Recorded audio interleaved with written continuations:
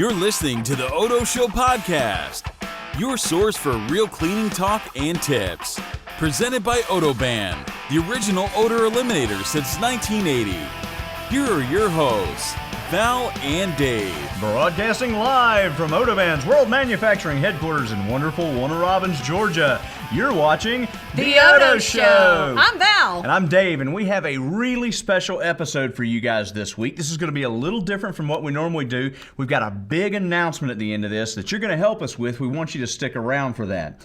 Now, I hope you guys are aware that October is Breast Cancer Awareness Month. Now, cancer is a really important topic to all of us here at OdoBan because all of us have been affected by it in one way or another, some of us more directly than others. That's true. I've taken a front row seat to it. Yeah, I know you're a survivor, and since this is Awareness Month, I was hoping that maybe you'd want to share some of your story with our Odo family here. I'd be happy to. Fantastic. So, okay, I know you're a survivor. How long have you got now? I am a 17-year survivor. Wow. I'll be 18 years in May, so I'm coming up on that. So 18 years, that means both of your girls were still fairly young when you were diagnosed, right? That's right. I was 38 when I was diagnosed, and I had a 5-year-old and a 15-month-old. Oh, wow. So that's got to be a handful, having to deal with cancer treatment and two youngins. And yeah, being a full-time mom there. Yeah, it was really tough because, I mean, you're transitioning from, taking care of small children and they're your main priority, and all of a sudden you're forced to have to make yourself a priority. And how do you make sure that your children are taken care of at the same time? So it was kind of rough. Well, how did you explain that to them that you've got this thing that you're going to have to go through? Well, obviously the toddler, I didn't have to really do so much, but yeah, Sydney, she was 5 years old at the time, and unfortunately, she kind of had the concept of what cancer was because we lost my father a year and a half earlier, and they were very close. Wow. So, I know that she was,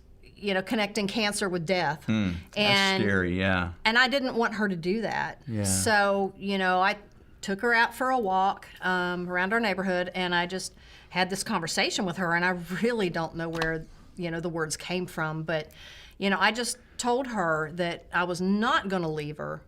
I was still going to be around, and that, I was going to be losing my hair. I was going to feel sick and all that. But I stressed and emphasized to her that, it was the medicine that was ultimately going to make me better that, was making me sick. It wasn't the cancer itself. That's an interesting distinction for a kid that I can't say I've ever really thought about, is that it's the medicine that's the reason you're sick, not the disease. Right. And like I said, I don't know where all that came from, but I'm glad that, we had that conversation, and she was good with that. And then I told her, I said, well, here's the thing, when I lose my hair, let's do something fun. And I said, you can take your markers and decorate my head. Wait. So you let her draw on your head when you finally lost your hair? Yeah, I did. Only you, Val. That's the only thing that child took away from that conversation. It was, I get to decorate Mom's head. Kids. So it was, when are you going to be bald? When are you losing your hair? So it was, okay, I can see that. So 18 years ago, so it's been some time. Yeah. But I'm sure you dealt with different charities and awareness programs and that sort of thing when you were going through this. But what was the most helpful thing that you experienced as a patient doing that battle? I honestly feel like it was more of the hands-on things that were done for me. I had a very dear friend named Jan Moffitt. I hope Jan's watching.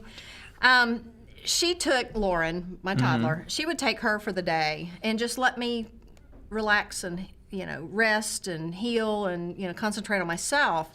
And, that alone was just a huge thing. Yeah. And, it really helped a lot. And I'm just so thankful for that. And so I said we had a big announcement and a big project coming up here. Val's experience is what led us to this. At OdoBan, like I said, cancer has touched all of us in some manner. And we know it's touched a lot of you guys too. And wearing pink, well, this is great, but let's do something else. We wanted to come up with a way to help that was boots on the ground, that actually made a difference in people's lives the way Val's friend made a difference for her taking care of her kids. So we went out and found a charity. It's called Cleaning for a Reason.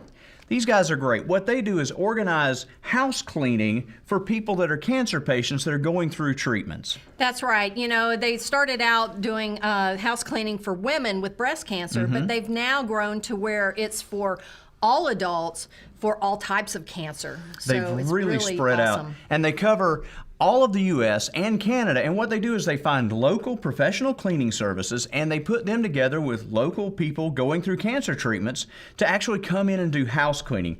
Now, this is something that's really unique. It sort of ties our industry in, and we think it's a really unique concept. I think it's a beautiful marriage. It together. is. And you know, they started in 2006, and it was Debbie Sardone started this in Texas, and they in 2017 became an ISSA charity.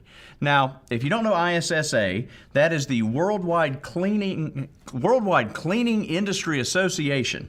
And so it's an association we're a member of, but it's not actually a charity that we were aware of through ISSA. We actually found them looking for somebody that was making a real difference in the lives of cancer patients. That's right. ISSA only has 3 charities that they back, so you know that this company really is a good. They're doing the work. Now, on their website, they say that they've helped over 37,000 patients since their inception. And they also have 1,200 partner cleaning services that actually do the work, all out of their hearts. Yep, and they have donated over $12 million in cleaning services since they started. Now, you may be asking yourself, this sounds really cool, but I said we were going to do something, as in us and you, so you may be wondering what we are going to do.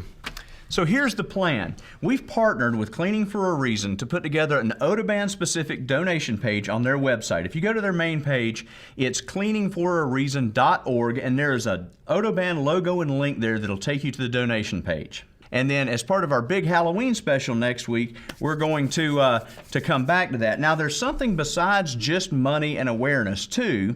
You know, we mentioned the 1,200 cleaning agencies, right? Right. Well, obviously, there are cancer patients nationwide, all over Canada, and so there's always a shortage in people that were willing to donate their professional time to help the patients out. That's right, because 1,200 seems like a lot. It does. But when you're talking, you know, nationwide and also in Canada, that's not enough. It's not enough. And we know that some of you guys that join us every week run professional residential cleaning companies. We want you to consider giving some of your time, doing some of your services as donations to this group. And if you're interested in doing that, private messages, direct messages, and we will connect you directly with Cleaning for a Reason and make sure that you guys can work something out there that lets you donate some of your time. We would love for you guys to help us out with that. That's right. Next week, we're going to have a big Halloween show. We're going to present a total amount of what we're going to be donating to Cleaning for a Reason. We're going to cover, what was the topic? Cleaning horror stories. That'll be fun. And we're also going to maybe pick a few of the people that have helped us out with this donation drive to receive some special prizes. So we want you to come back next week. Until then, share this, drop dollars in the donation bucket, and make life fresh. Thanks for listening to The Odo Show, presented by OdoBan. If you've enjoyed this episode, please leave us a review and subscribe so you'll never miss an episode. Until next time, make life fresh.